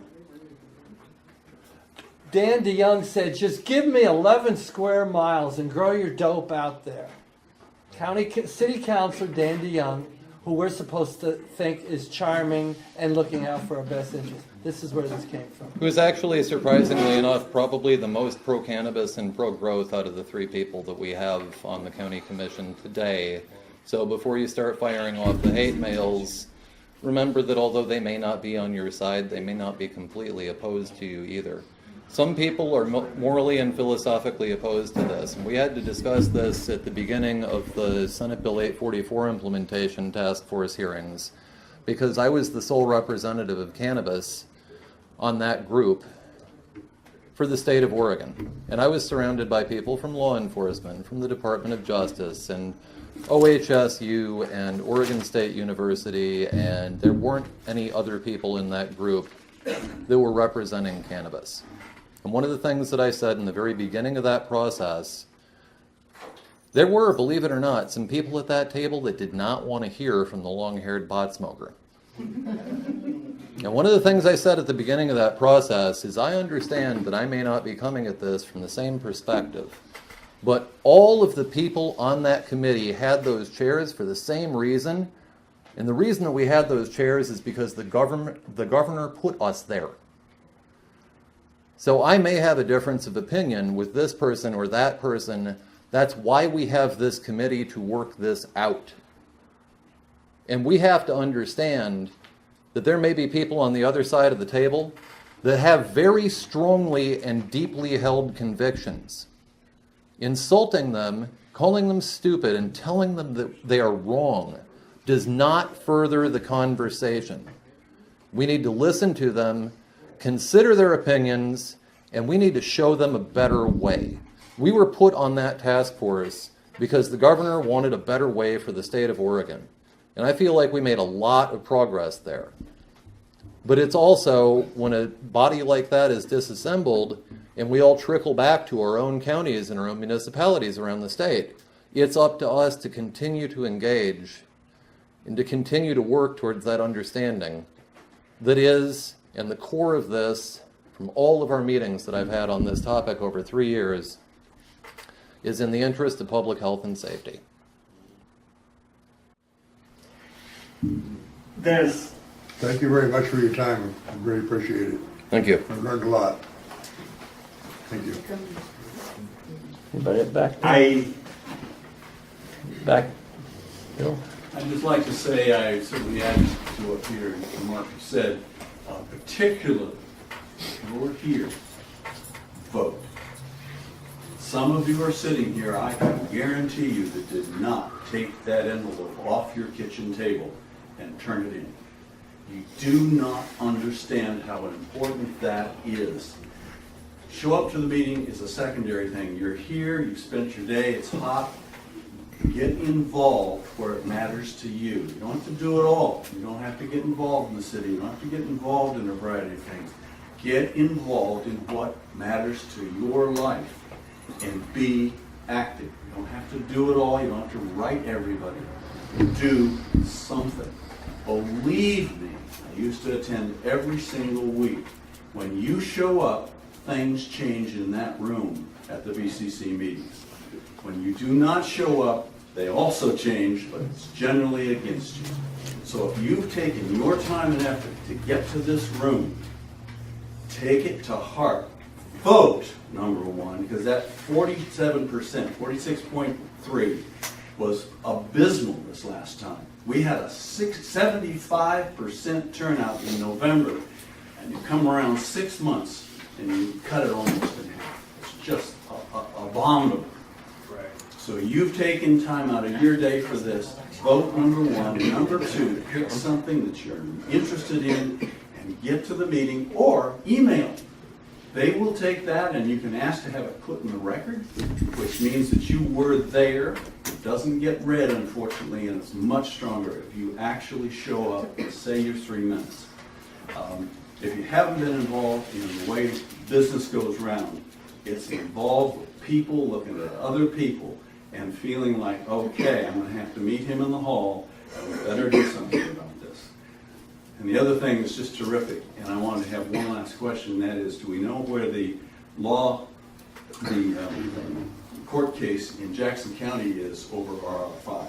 Is that continuing? Where is that? That for Jackson County, so Bill's referring to one of a couple of cases that's been filed recently. They're not completely through their adjudication. Jackson County's charter is written differently than the other 35 counties in Oregon in that they don't specifically allow the development of farm use crops for agricultural purposes on rural residential land. That literally means if you're in Jackson County, you can't grow tomatoes in your own backyard. The county, on one hand, I'm not kidding. You can't, not even your own tomatoes in your own backyard. Because that's a farm use crop, right? So the county right now is working on their side of it. They're expected to put forth a ballot measure this year to clean up that language if they decide they can't do it administratively.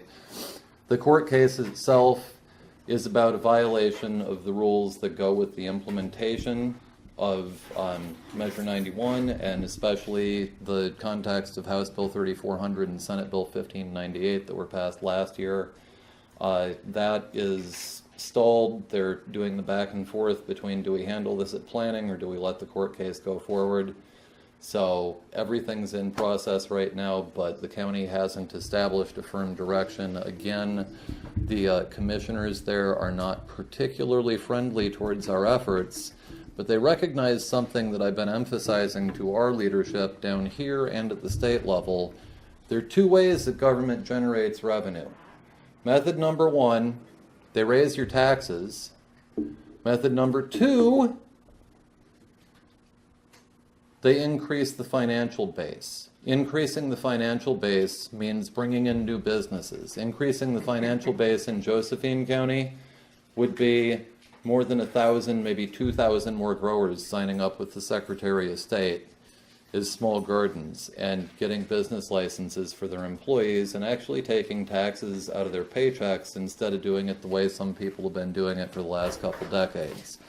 All that generates revenue. All that's a benefit. There are only 2 ways the county is going to get more money, and everybody here is aware that the county wants more money. We either increase business development and give these people, you, a chance to succeed, or we just take more money out of your pocket because your pocket right now is the available pool. I'm in favor of expanding the available pool. Yeah. This has to do with compliance enforcement. For those people that are thinking, I'm not getting involved in becoming regulated, I'm gonna do it under the radar as I've done. What are the repercussions that you see coming as far as compliance? If they're not going to enforce it, or they're going to start enforcing that? It depends on how stellar the level of non-compliance is. They can go from existing medical documentation, we had X number of rows, 2864, and then they can go, okay, so we had, let's say half of that immediately signs up for the metric program, the other half doesn't. Well, the other half gets put on notice, you're going down to 12 plants next year.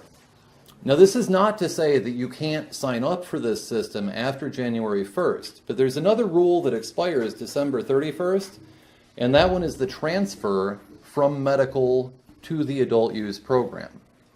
So if you go and fill out your adult use program paperwork, say you're going to a tier 2, or let's go to micro tier 2 and make it easy. You're going to go to a micro tier 2 garden next year. If you don't have that paperwork in by the end of the year, you're not going to be able to transfer any inventory, which means on the compliance end, when the OLCC inspector comes out to your place, you can have 0. No plants, no starts, no product, nothing. Then they sign off on your paperwork and you get to go acquire inventory and start from scratch. One of the reasons for the time span is they want us to be able to transfer that inventory, because so far everything that's going into the OLCC system has come out of the medical system, but that window shuts hard at the end of 2017. When it comes to compliance beyond that, yeah, there have been situations where an OLCC inspector has come out ready to sign on the bottom line, and the guy's already got 400 plants in the ground. The sheriff got called, and 400 plants got ripped out of the ground, and then the bottom line was signed, and that guy got to go find 400 more plants. We're talking about a few dozen for the micro tiers, but OLCC has been very strict about their regulations and implementation, but they've been kind of lenient on the penalties side for first-time violators. You have a second-time violation, we got an A through F, 1 through 5 chart, where they look up your corresponding severity of violation. That's the citation you can get. It could be anything from a letter of reprimand all the way up to immediate loss of license. We have 40 people that are in license jeopardy right now. We have 132 that have compliance violations that have required written reprimands first time. And we had a handful of people, like the guy that I just mentioned, that had plants on site without having a medical card to transfer them over, and those have been removed to a number. Nobody's been allowed that level of leeway. The state can't give it to you. They're literally not allowed to. It's their rules. Less than 40 something plants? We haven't had any violations with a micro license yet. Are those going to be on camera too, like the other big ones?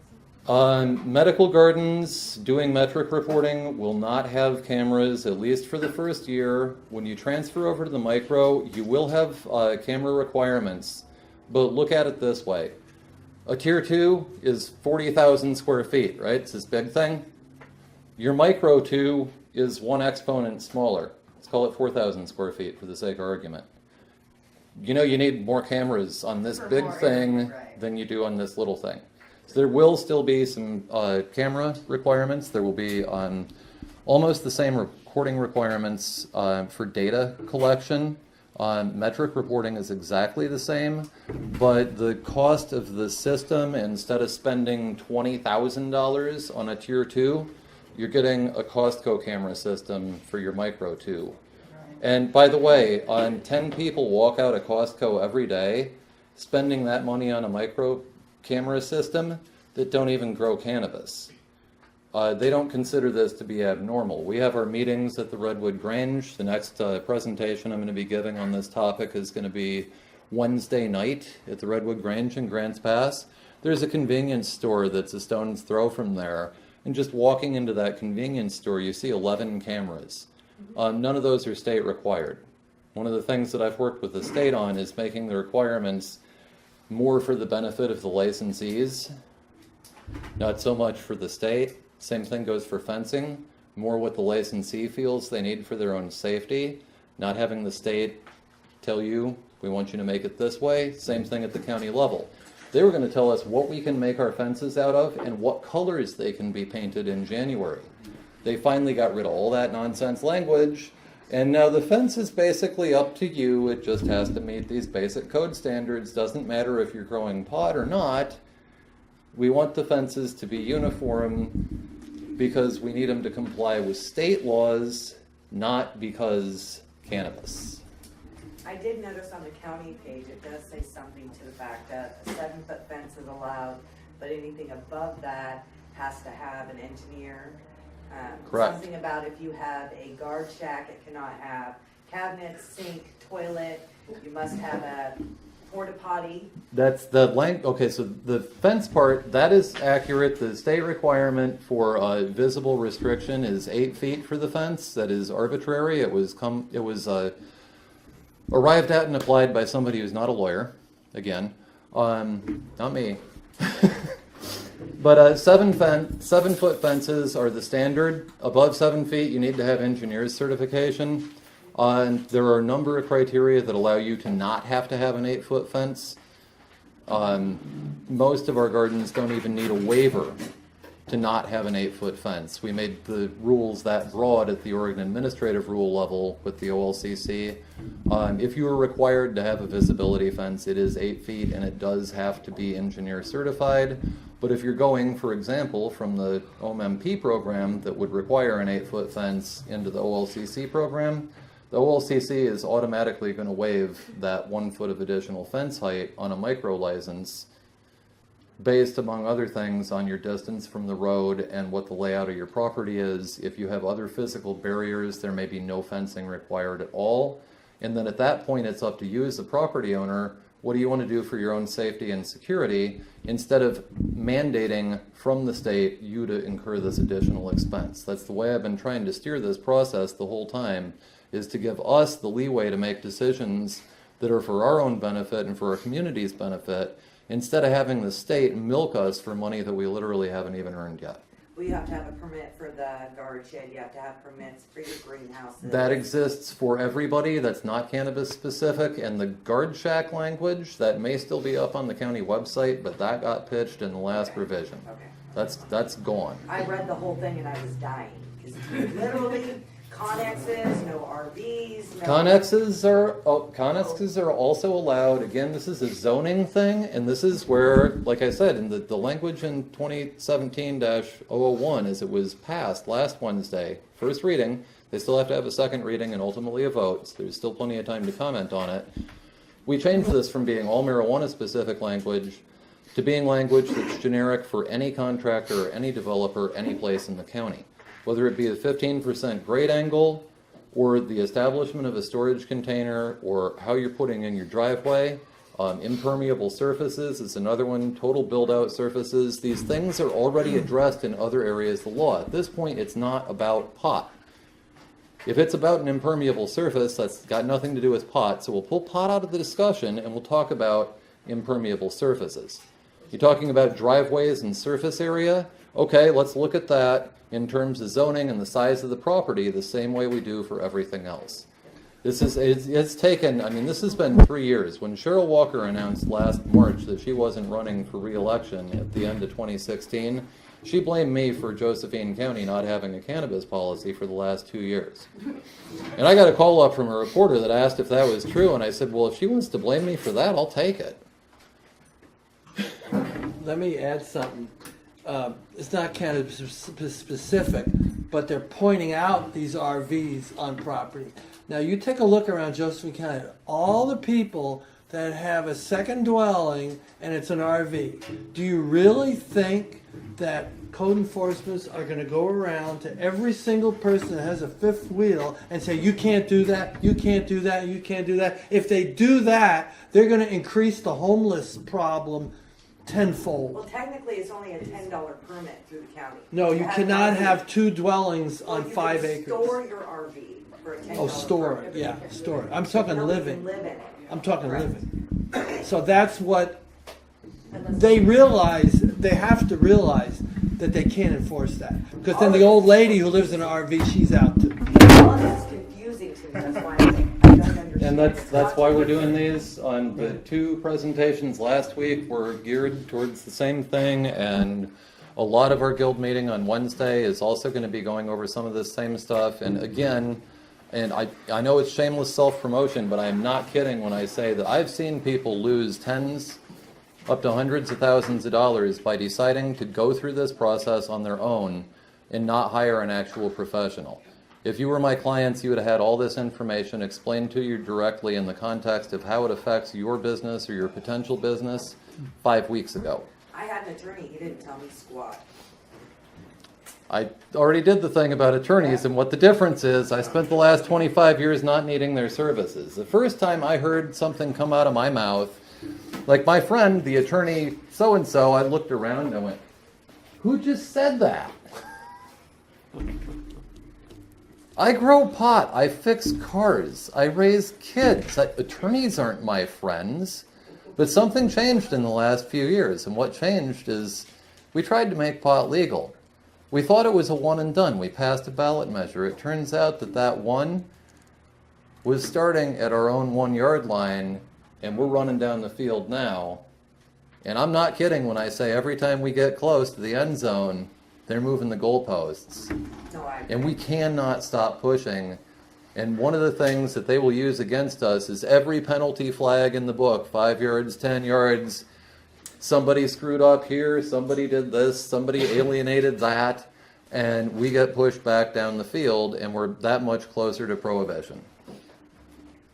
And we can't have that, and people, we're going to get to the point where we go from open violations, immigrants, illegal campers, whatever. We go from open violations right now. 2 years, it's going to be technical violations. They're going to start tightening the screws. The closer they get to full compliance, the harder it's going to be to be fully compliant. And that's why if you're really going to get into this, if you want to be one of the, and I intend on keeping this status myself, a boutique or craft producer that's producing what we consider to be a small quantity, a couple 100 pounds, that's dedicated for a specific product, specific market, specific condition. You want to stay in that position. You're not competing with the big tier 2 grows, or indeed some of my clients that have multiple tier 2 grows. You're only focused on that segment of the market. You have X amount of product that you're going to provide. You're going to provide it at a certain price. It's going to be valued by the public at a certain value, and you are going to sell out every time because you occupy that niche in the market. And I'm fighting tooth and nail for my clients to continue to be able to have that option in the future, because we're working right now on things like terroirs, caniculture regions. So Napa, Sonoma, Champagne, Bordeaux. Now imagine this being applied to your cannabis product with a state-backed certification and regional designation that's required by law. So it can't say Sunny Valley on it. It can't say Covered Bridge Cannabis unless it comes out of Sunny Valley. It can't say Selma on it. It can't say IV's Best unless it comes from here. And this backed up in state law. This is the direction we're moving. This is how we're going to add value to these products. and make you competitive with large producers that are buying hundreds of pounds in from all over the state and processing it into God knows what. Your boutique craft products are going to have a higher value on the market. And when we finally get past this little thing called the Interstate Commerce Clause, you're going to have the most valuable cannabis in the world.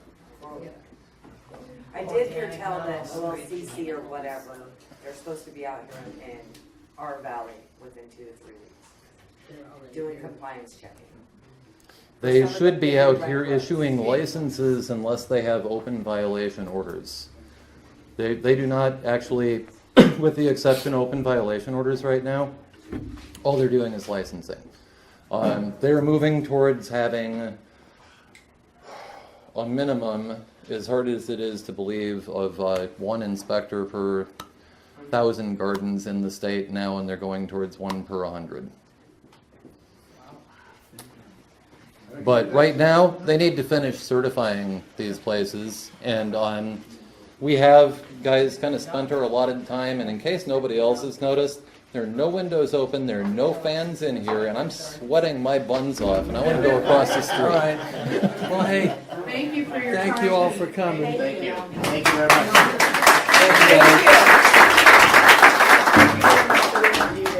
Thank you.